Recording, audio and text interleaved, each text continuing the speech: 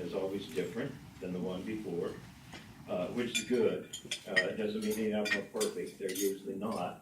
But constitutionally, we're required, as a group, to fund education at 25% of general revenue, pay the public debt, and balance the budget.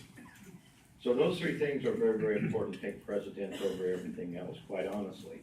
And we try as a legislative body to do some things that will lessen the impact of regulatory agencies on you as businessmen and women.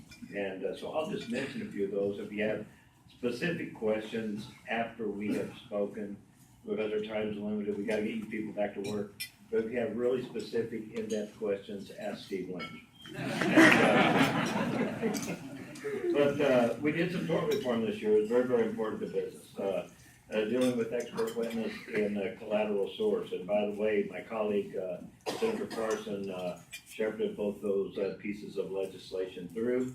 As I told someone earlier, we never know how good some of this stuff is until the Supreme Court may weigh in and legislate from the bench again. So we're hoping that they stay intact. We did voter ID.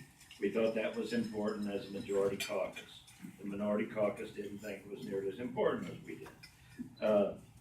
We tried, and we're doing a school formula funding fix. And I think that will kind of bring to rest some of this stuff, your $600 million underfunding, your $420 million underfunding. And I want to point out, the growth of one program in Missouri has prevented us from fully funding the formula as it was written. We're going to change some of the state adequacy targets, some of these things. But that one program that's prevented us from doing that is Medicaid, MoHealthNet. It has grown tremendously. Last year, we had a pretty good growth in revenues in Missouri, about 4.3%, which translates into about $280 million. You know, we're kind of giddy as the appropriations committee. We got extra money to spend. Well, that one program, MoHealthNet, took that entire $280 million